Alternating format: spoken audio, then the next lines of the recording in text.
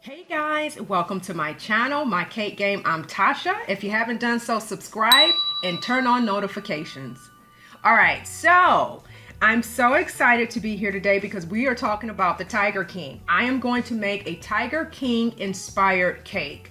I don't know if you guys saw the show or the series on Netflix, but hey, it's still all over the place. I've even seen shower curtains with the Tiger King on them. All right, so this is how serious this is. So I figured it's so much fun to do a novelty cake. I'm not doing a cake from scratch. I am using a simple box cake, and it's Betty Crocker vanilla. So for this particular cake, you're going to need to make sure you use a vanilla cake or a white cake. And the reason being is because we are going to use food coloring. So you just need your basic vegetable oil, eggs, water. I'm not even using my hand mixer or stand mixer. I'm just using a fork because this is a box cake and it's really easy to just mix with a stout fork. And with that said, let's get to the food coloring. All right, so it's already been colored with the food coloring, which is really easy to do. And you just want to make sure that you separate them equally. And I just put mine in just little 5-inch pans. It's just easier for me that way. And what you want to do is just put a nice size dollop of each color, one after the other. And you want to make sure you keep your spatula clean because you don't want to mix the colors at all, because that is going to mess up the effect of the tiger print. And this is the first time I've tried this technique, so I'm really excited to get to the end just to check it out and see how it turned out. So you guys are going to be here with me to check out the fail or the success of it. And we're just going to go over one more time just so you can understand how to make this animal print.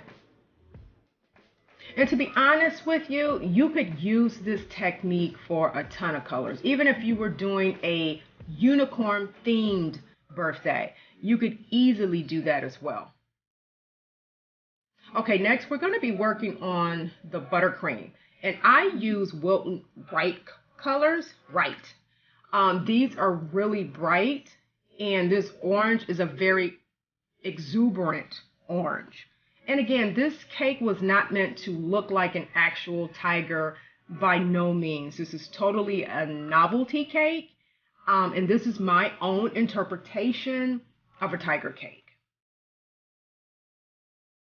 And so this is the finished product right here, and you can see how bright it is. This is so much fun. So fun. Okay, and this is the finished cake, and we're just going to layer it with buttercream, and we're going to get it all squared away and very nice.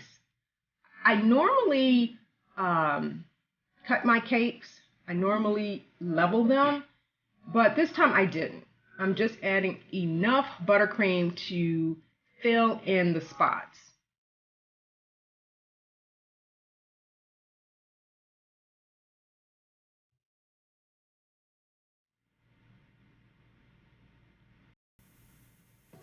And I'm putting the cake top side up, bottom side up rather, and we're going to fill in the gaps because the bottom is nice and flat and even. So if you don't want to level your cakes or don't know how, you can always flip your cakes upside down with the bottom pointed upward, and then that way it will help you have a more leveled cake. And then you just fill in the gaps with buttercream.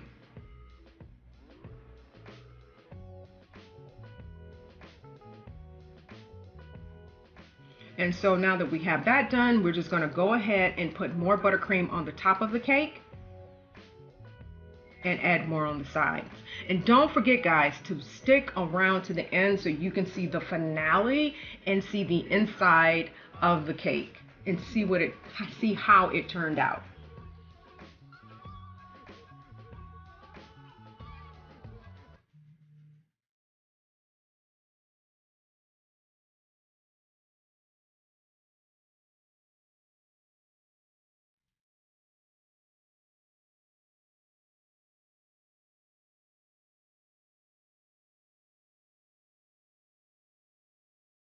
All right, so now that we have all of that done, one last thing I'm going to do is just nicely and quickly cut off those edges, and you can do so with a short knife and hot water just to make it look nice and sharp on the end.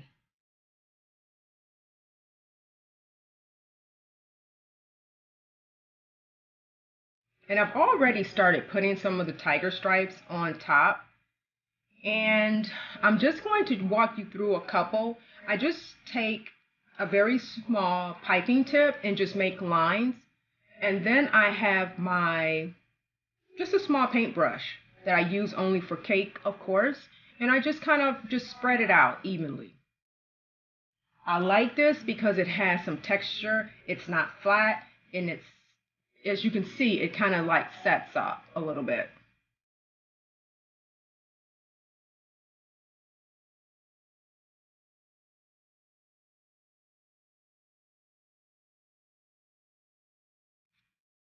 And we're just going to take this design all around the cake.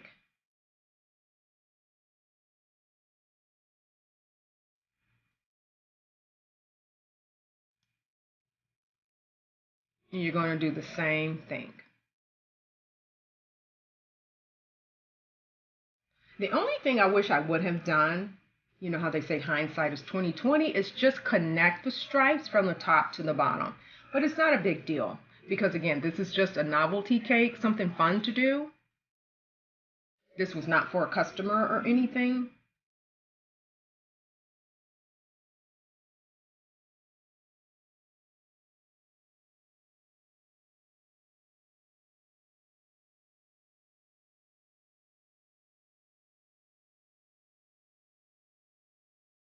And if you haven't done so, remember again to subscribe, hit the like button, and even leave a comment. You know, if you have any suggestions or anything you would like to see me do, that would be great.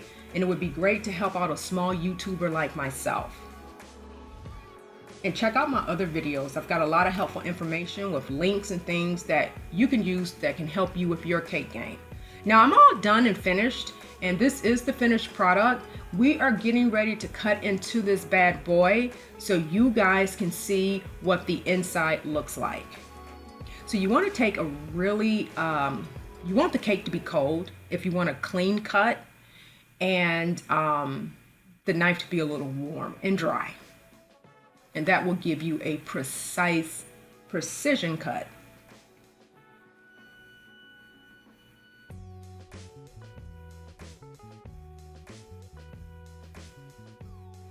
And check that out.